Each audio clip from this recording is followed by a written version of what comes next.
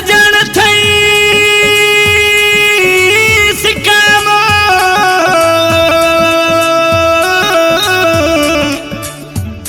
कथा सुशली मैयर सा गुशली फराज फजल बहलकानी पीसो निश्चिए बेपरवाह।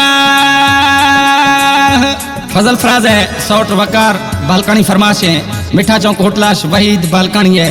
डॉक्टर बालकानी फरमाश है रिकॉर्डिंग खना उस्ताद लाला मीराली साहिब आगो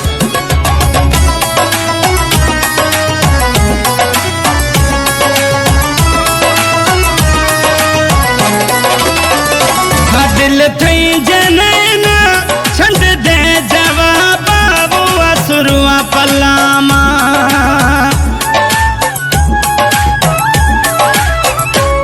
दिल थई जनन छंद दे जवाब बुआ सुरुआ पलामा ब्याया रोजन गुड़ था जिंदा थैया बिलामा ब्याया रोजन गुड़ था जिंदा थैया बिलामा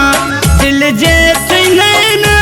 छंद दे जवाब तया सुरुआ पलामा दिल थई जनैन छंद दे जवाब तया सुरुआ पलामा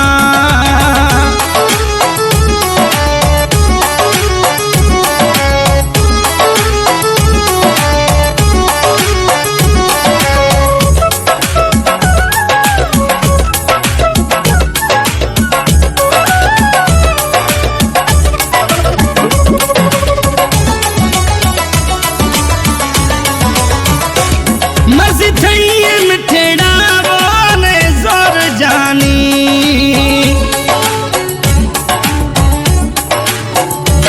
मर्जी थई मिठड़ा बोले जोर जानी फरमती दिखोड़ा मेरे सोना यानी हो दिल थई जनैन छंद दे जवाब बुआ सुरुआ पलामा ब्याया रोजन गुड़ था जिंदा थैया बिलामा ब्याया रोजन गुड़ था जिंदा थैया बिलामा दिल जे नैन छंद दे जवाब तया सुरुआ पलामा दिल थई जनैन छंद दे जवाब तया सुरुआ पलामा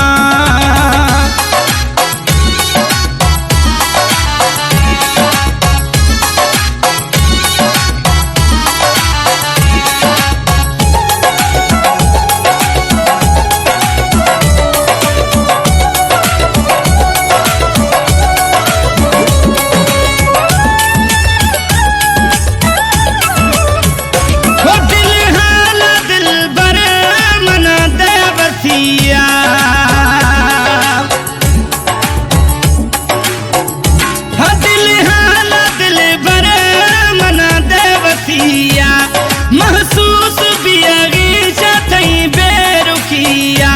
दिल थई जनैन छंद दे जवाब बुआ सुरुआ पलामा ब्याया रोजन गुड़ था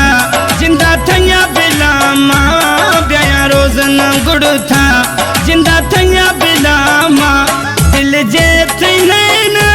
छंद दे जवाब तया सुरुआ पलामा दिल थई जनैन छंद दे जवाब तया सुरुआ पलामा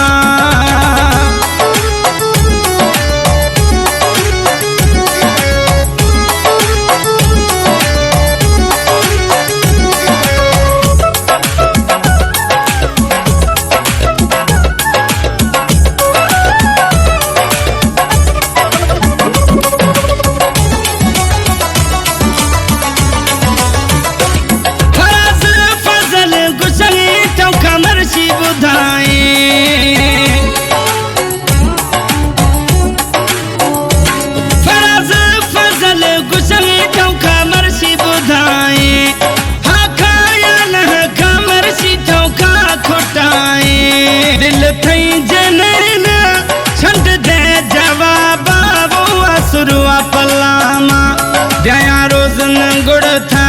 जिंदा थैया बिलामा ब्याया रोजन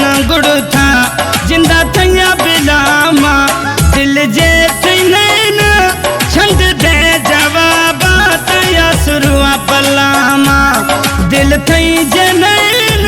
छंड दे जवाब तया सुरुआ पलामा